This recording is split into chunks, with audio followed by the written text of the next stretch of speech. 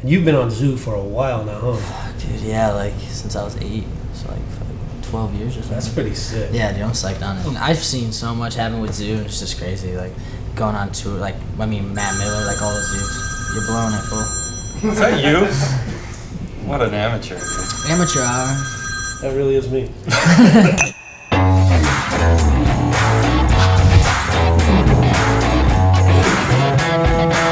How long are you out here for, Bastien? Are you living here now, temporarily living Not here? really. I do like 3 months here, then go back home for like 2 weeks, come back for 3 months. Like those guys are cool enough to let me hang out with them as much as possible. Manny was like, dude, anytime you need like a place to stay, you're welcome to stay with us. So I didn't expect him to be cool for me. Like I've been almost staying with you guys for like almost the whole year. Yeah, it's been sick though, cause like when you first came, I was just like, oh shit, like Bastien, you know, like I've met him, but I was just like still like, oh shit, like Bastien, cause like you don't really know, like you don't get to know someone's personality until like you live with them pretty much. So like then I got to know Bastien, like it's just good times. Like, and he's also sort of been surrounded in like internet mystery and like folklore over the years, like you doing barefoot switch heels, and like to see him out here, like the real Bastien is just like here. It's pretty awesome. Plus, I read your Transworld interview, and the Transworld interview started with the whole intro was about you being into Bastien. Yeah, when I was younger, and it was just like tripping me out at first. I was just like, what the hell? But now it's cool now. Like we fuck around and play video games and shit. Like, you would never think like we just sit on the couch for like hours and just play video games, just like me and this dude. Like it's good times. You know, it's fun. What was it like, Bastien, over the years where like those clips would come out online that people would sort of go viral, like the Marseille contest where you like busted at that best trick contest and you went and sat in the crowd and you took your shirt off. Oh, that was in Paris? Yeah, that clip is incredible. It's like that was a fun contest. Insane to look at. Like it's so like, you know what I mean? But not just the skating, like the whole situation. Like I can understand like why some people like found it kind of like over the top for like some of my behaviors during the contest, like like celebrate some of my tricks or being really like overexcited or whatever. But like in my perspective, it was a very special moment because like my older brother was in the crowd at that time, and like he barely saw me skate as I grew up. I was in the States, and then like I was traveling. It was the first event he like watched me skate, and he was a role model for me, you know, like growing up. So I was like just extra proud to know that he was actually watching me skate, you know. So it was like I was in my own bubble skating for my brother to make him proud. And like exactly, no, it was like such an awesome moment, like to feel good that day in front of my brother. It was just overwhelming. And was it the way it was edited, or did you go in the crowd and sit with him for a minute and then come out and like bust again? Yeah, there was like a best. That's kind of sick. You left and came back. Yeah, with no shirt. Yeah, there was like 15 minutes left or 10 minutes left, I don't remember. And they're like, oh, you know, you have there's the best trick going on right now. So I like got up, like got my board back, and then skated the best trick. Yeah, where I did that. Oh my god.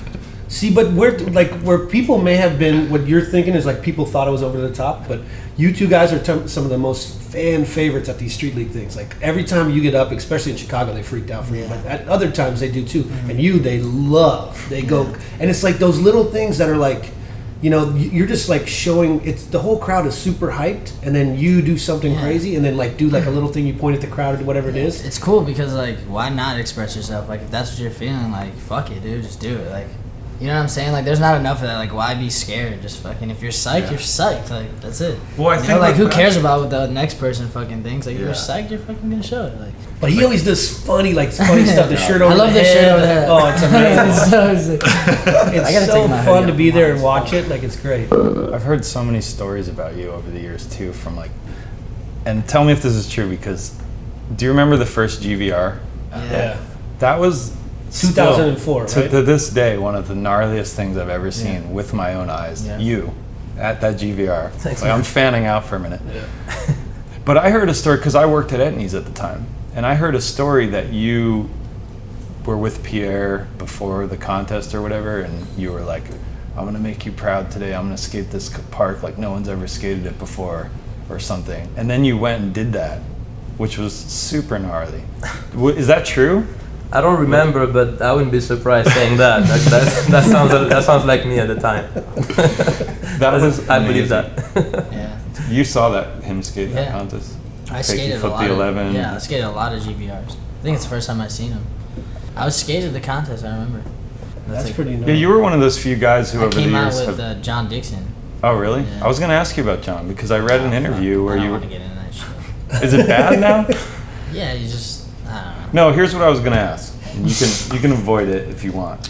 It seemed like in that Transworld interview, you were just sort of like bummed out that you lost a friend. Yeah. And like people separate all the Completely. time. Maybe you didn't have a fight or anything like that. But I was going to ask you if he read that and reached out, like, hey man, like sorry, like.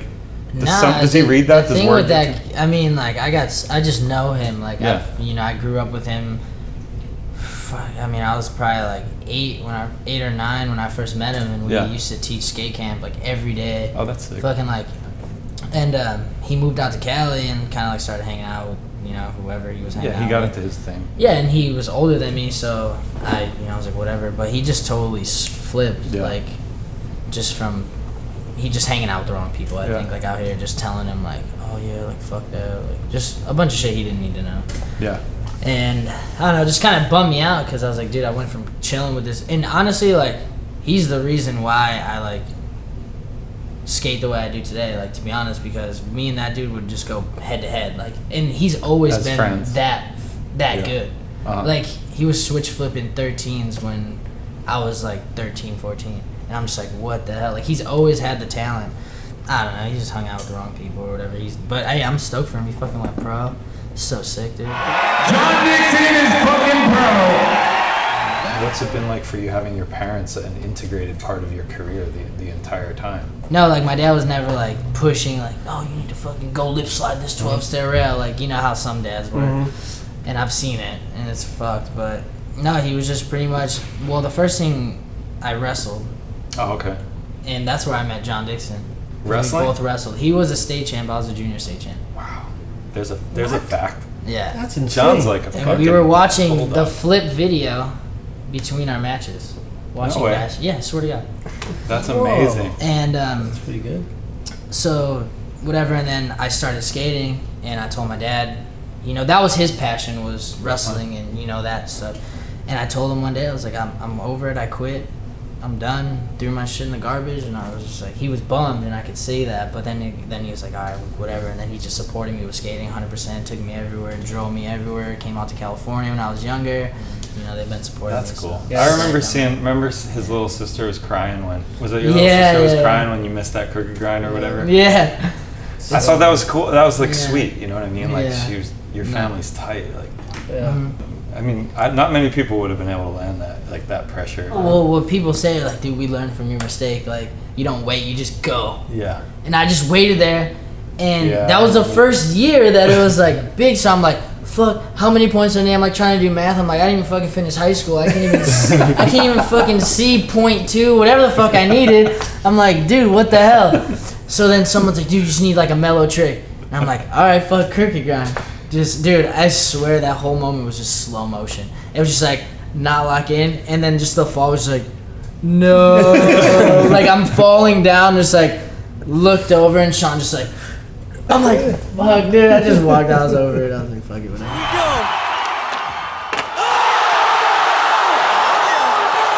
Hey, remember like back, because I was there for not all of it, but a bunch of like filming for Sorry and stuff like that. And you and French Fred, during the period of time, who was the guy who filmed it, would get into it. But it was always in French. So I don't know what the fuck you guys were saying, but you guys were yelling at each other. What was that about? So Do you like still butt heads with Fred now? Are you guys cool or what? I wouldn't say we're cool, but I'm not as angry towards him as I used to be. But no, basically back in the day, like my opinion was like, okay, you're in a van with like 5 or 6 different personalities, 5 or 6 different dudes that are making the team which you work with. I respect a filmer or a photographer. Without them, we couldn't bring what we do out there, so it's super important. But you can't really go out like with your own rules on the rest of the team.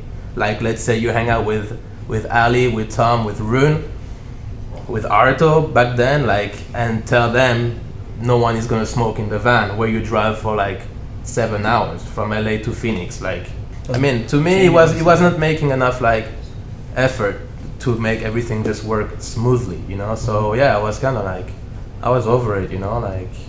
you have to spend like 3 weeks with the same dudes. If everyone makes a little effort to make it work, everything's fine, you know. But he was either black or white. Like he had his own way, and if it wasn't happening like he wanted to, it was like a big deal, you know. So I was over that. Well, you were on a team with like 6 or 7 legends in the making.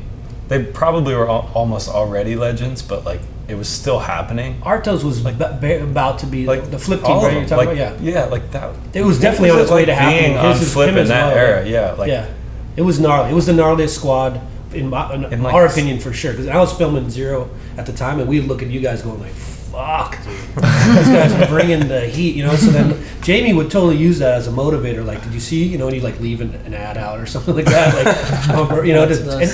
But when you're a part of that team in that era, do you realize in your head that something really special is happening?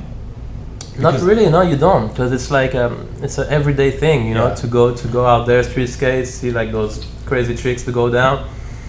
Only like crazy part for me was when I first came out to California and skated with Jeff or with Ed. Yeah. Like where I come from, like the biggest rail I ever skated was like a tiny 5-stair, you know, and like the first day I get in the van skate with them, we go to like UCI, like a 13 proper like stair rail where like you do anything wrong, you sack yourself to death, you know. And I'm like 14 years old or something like that, never seen anything that big before, and I'm just standing in the corner looking at them like Smith grind, front slide feeble, lip slide, like if it was a game of skate between them, like it was fun. I was like, what did I get myself into? Like this is insane. I never seen that before. That's the day where Arto barley grind the thing too, you know, like so long ago. And I was like, whoa, okay, like I'm actually gonna film a video part with those dudes in it. Okay, like that was a kind of a wake up call, you know, like, and then I, like a sponge, got like inspired by all those styles, skating with Mark, skating with Tom. I was like, wow, okay, like you basically have to push yourself. It's like a mind game more than like skill game after a certain point. But you were they already recognized how good you were because that's why you were there, right? Yeah, I think so. I mean, back then, Jeremy and Ian were like looking for like same as for Louis or David. They're looking for like Daspe or Luan. Like, okay, we seen that kid from Brazil. We gotta get him. You know, I think I was one of the first dude with Arto where they're like, okay, this is one dude from Finland. We want him in the team. So yeah, Run saw me skate in Marseille years and years ago, and he told Fox that like, hey, there's this little kid from France, like we should like check him out and like bring him to the States maybe. And what was the sales pitch like? What did he give you? Like, you want to come out to the States? And no, there wasn't really any speech. Like even on the day in Marseille when he saw me skate, he didn't even say anything really to me, and he actually just spoke to Jeremy about it. Back then I was skating for 16 skateboard. And yeah, out of nowhere, I have a call from Jeremy. He's like, "Oh, I represent Flip Skateboard." Like, I couldn't believe it. You know, I was like, "Oh my god!" Like that was my favorite brand over there. You know, back then I was so stoked. And then they started by just sending me products, and then they finally like flew me over to stay at Jeff's house. It was like crazy. You know, I was like, "Okay, I'm actually gonna stay with Jeff Raleigh." That's insane. Is there anything, if you go back and look at that period of time, like the Flip days, the Sorry days, all that stuff, is there anything you would change or do different knowing now, what you know then? I would probably enjoy the present more because we're in like such a crazy pace. Like we just, for example, just finished the Sorry video that is pretty much not even out. We didn't even do any premieres that we're already thinking about like the next part. We're always like, we didn't even, that's why when I told you we didn't really realize what was going on, it's because we're always looking so much further away. Like we're always like, yeah, okay, well, that's done, next thing, you know? So yeah, I would take more my time to enjoy what I do, and like, not that I wasn't enjoying, but it was a lot of pushing, like a lot of like, and Flip, that's where they're at.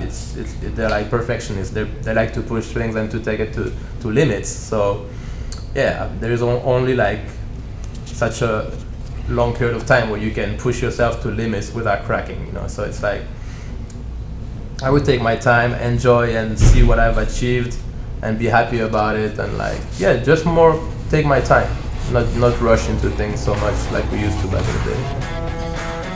At that moment, Andrew told Herm, damn, I want to use that for the next Baker video. It's like reaching, like, I'm like, oh, it's gonna do it. And they went,